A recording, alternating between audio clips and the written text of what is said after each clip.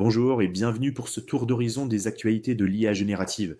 La semaine du 12 au 18 décembre a été particulièrement riche, avec des annonces majeures et des tendances vraiment surprenantes. Allez, on décortique ensemble les points clés.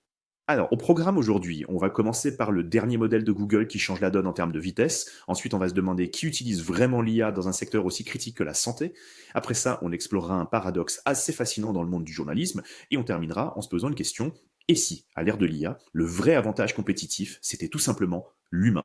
Ok, alors on attaque direct avec la grosse nouvelle de la semaine côté produit. Et sans surprise, c'est encore Google qui met un coup d'accélérateur dans le développement de l'IA. Le 17 décembre, Google a donc annoncé Gemini 3 Flash. Et leur message est super clair, ça tient en trois mots: plus rapide, plus intelligent et moins cher.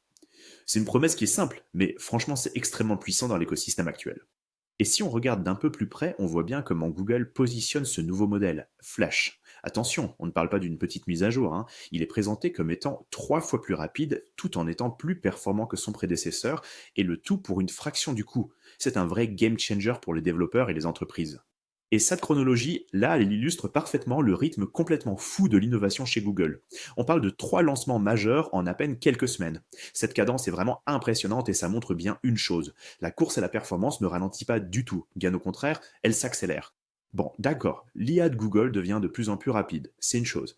Mais la vraie question c'est: qui utilise vraiment ces outils au quotidien? Et pour faire quoi? Justement, une nouvelle étude super intéressante nous donne un premier aperçu. Alors des chercheurs ont épluché plus de 4 millions de conversations avec le modèle d'IA Claude pour essayer de comprendre comment il est adopté dans la vraie vie, quoi. Et là, première surprise, les résultats sont assez étonnants. Le secteur de la santé, il ne représente qu'à peine 2,58% de toutes les conversations.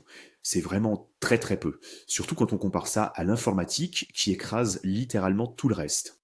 Et même si on creuse un peu dans ce tout petit pourcentage, on voit que l'utilisation se concentre surtout sur des professions qui sont tournées vers l'éducation et le conseil aux patients, comme les diététiciens ou les infirmiers par exemple. Mais il y a un gros mais. Le vrai problème de cette étude, c'est qu'au fond, il est impossible de savoir qui parle.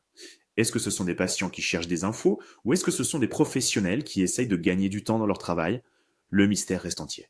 Allez, on change de sujet maintenant et on va s'intéresser à un phénomène assez contre-intuitif, voire paradoxal: l'impact de l'intelligence artificielle sur le journalisme. Vous savez, la peur qu'on entend partout, c'est que l'IA, vu qu'elle peut produire du texte à l'infini et gratuitement, va complètement dévaloriser, voire tuer, le travail des journalistes. Sauf que, d'après le fondateur d'un média environnemental qui s'appelle Mongabé, eh bien il se passe en fait tout le contraire. En regardant leurs statistiques, ils ont remarqué un truc fou. Les gens qui arrivent sur leur site depuis un chatbot IA, eh bien ils ne font pas que survoler la page. Non, au contraire, ils passent beaucoup, beaucoup plus de temps sur les articles. Et ça suggère une chose: ils viennent pour vérifier ce que l'IA leur a raconté.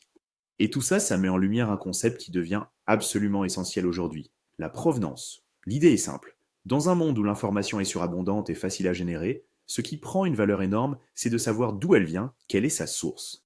Bon, alors si on met tout ça bout à bout, qu'est-ce que ça nous dit sur l'avenir de l'information? Ce qu'on voit apparaître, c'est un nouveau réflexe chez les gens. L'IA n'est plus vue comme la réponse finale, mais plutôt comme un point de départ, un tremplin pour ensuite aller chercher la vraie source, le contenu fiable, celui qui a été créé et vérifié par un humain. Et en fait, c'est assez logique.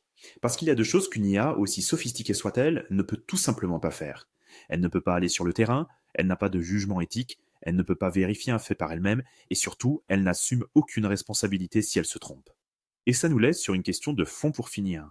Dans ce monde qui va être inondé de contenu généré par IA, est-ce que la chose la plus précieuse, ce qui fera vraiment toute la différence, ce ne sera ni la vitesse, ni la quantité, mais tout simplement la confiance